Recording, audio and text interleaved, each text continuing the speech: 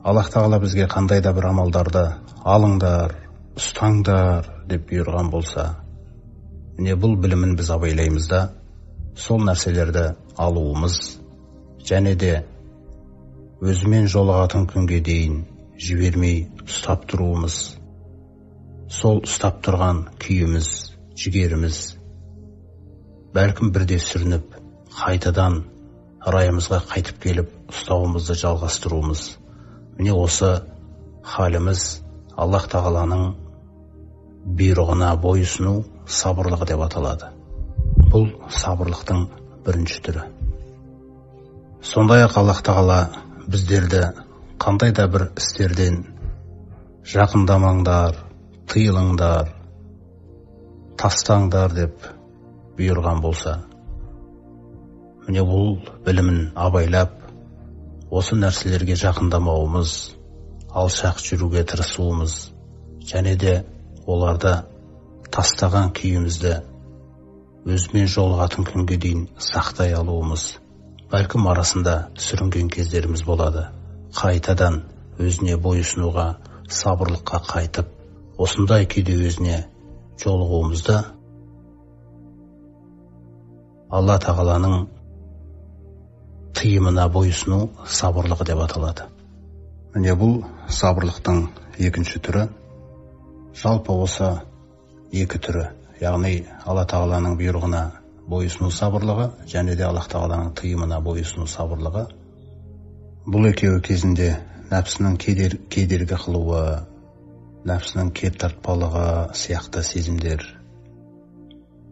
болғандықтан адам соны күш жігерімен жеңіп, нәпсімен жихад жасауы арқылы, өзінің нәпсісін Алланың әміріне көндіруі арқылы орындалатын сабырлық болғаннан кейін, бұл адамның ықтияры қатысатын ерікті сабырлық деп аталады. Осылайша біздің дініміз, құрметті жамағат, бұл Аллах тағаланың бұйрығы мен тыйымына негізделген. Аллах тағаланың бұйрығы мен тыйымы ол бізді шаршату үшін келген нәрсе емес. Алайда Аллах тағаланың бұйрығы мен тыйымы оның бізге түсірген білімі. Бұл Аллах тағаланың білімі, құрметті жамағат. Осылай қадірлеу керекпіз бұны. Міне бұл Аллах тағаланың бұйрықтары мен тыйымдары ол әрі дін деп аталады, ол әрі тура жол деп аталады, ол әрі Аллах тағаланың білімі деп аталады. Бұл уахия, пайғамбарымыз саллаллаху алейхи ва саллямға уахи етілген. Сондай-ақ бұл адамзаттың бақыты, яғни адамзаттың бақыты осы білімге негізделген, осы ғылымға негізделген. Алла тағаланың бұйрығы мен тыйымы. Міне бұл нәрсе нәпсіге ғана ауыр келеді, алайда иман үшін бұл ауадан да қажет нәрсе. Өйткені бұл түптеп келгенде сіз бен біздің бақытымыз, яғни Аллах тағаланың бұйрығы мен тыйымына қатысты бойұсыну, сабырлығын атқарып жүрген кезімізде, біз өзіміздің бақытымызға сабырлық қылып жүр екенбіз. Біз өзіміздің бақытымызды жоғалтып алмауға, сол бақытымызды одан әрі баянды қылу үшін сабыр етіп жүрген адам ғанамыз. Міне сондықтан да біз біле бермейтін, алайда біз үшін жақсылықтың не екенін жақсырақ білетін Раббымыз пайғамбарымыздың өзіне де осы сабырлық, төзімділік, шыдамдылыққа байланысты андай бұйрығын түсірген. Мариям сүресінде Аузу биллахи минаш шайтанир раджим. Раббус самавати вал арди ва ма байнахума фаъбудху вастабир ли'ибадатихи хал та'ламу лаху самия. Көктер мен жердің және екеуінің арасындағылардың Раббысы, міне соған ғибадат қыл, және оған деген ғибадатыңда шыдамды, сабырлы, төзімді бол дейді. Аяғына дейін, яғни Раббыңмен жолығатын күнге дейін. Хал та'ламу лаху самия. оның ешқандай теңдесінің жоқ екендігін білесің ғой дейді пайғамбар. Қараңыздаршы, теңдесі жоқ Аллаға деген ғибадатта, оның ал деген нәрсесін алып бойысынуда, оның қой деген нәрсесін қойып бойысынуда, осы нәрседе нәпсіңмен күресуің арқылы, өзіңді жеңуің арқылы, оған деген ғибадатыңда төзімді бол дейді.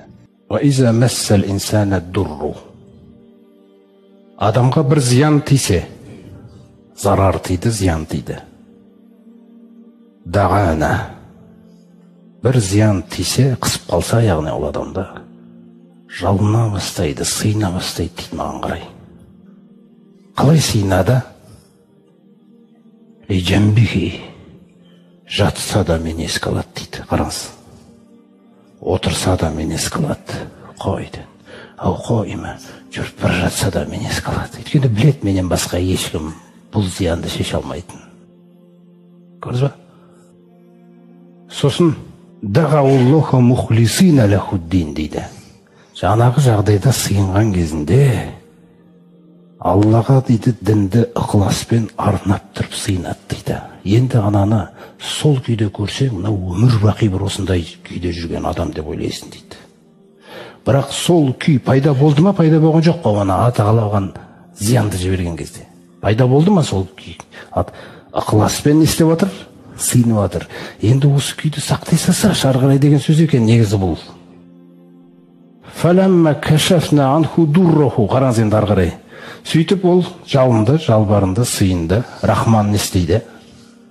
Сөйтіп біз оны жаңағы зиянынан айықтырдық дейді. Сосын зиянынан дейді. Зиянынан демейді. Бұл сенің зияның дейді. Сенің өзіңнің күнәларыңның кесірінен менің қағидам арқылы келген саған. Менен келмейді зиян. Қағидамен келді басыңа түсіп, бұл сенің проблемаң дейді, келген саған. Сенің жолыңды ойлап қалған. Менің қағидам іске асты, әмірім. Енді оны менен басқа ешкім алып тастамайды дейді сенен. Соны алып тастаған кездегі күйін қараңыз енді. Алып тастаған едік зиянды. Марра өтіп баратыр дейді мынау. Міне. Кәәлләм ядғунана лидуррин массаху. Басына тиген зиянға бізге жалбарынбағандай өтіп баратыр дейді мынау. Қалғалай деп, ана жаққа басқа жақ. Не үшін зиян келеді?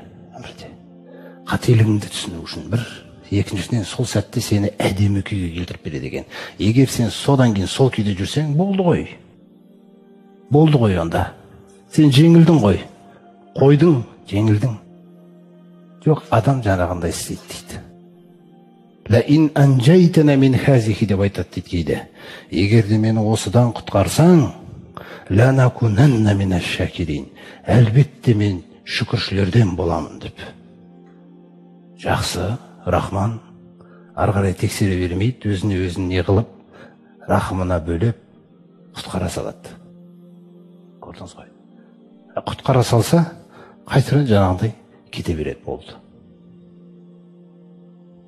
Олай болса, Рахман әрдайым сіздің иман келтірген адамның да, иман келтірмеген адамдардың да күллі өмірі Рахманға ілініп тұр. Қай жерде жүрсең де, теңізде де, құрлықта да, көлікпен кетіп баратқан күллісі Рахманның рахымы себепті өмір сүріп жатыр. Жақсылығы жеңіп жатыр. Бірақ бұл жақсылық күндердің бір күні біреулерге тоқтап қалуы мүмкін. Одан кейін ол жалғаспайды, бітті. Ал иман келтіргендерге ол ары қарай жалғасады. Сондықтан кімде-кім осы Рахманның рахымын осы дүниеде қастерлеп, сыйлап, мойындап өтсе, онда Алла Тағала екінші жаңағы есімі әрбір сүреде басталған Рахим болады енді оған, барзақта да, ақыретте де.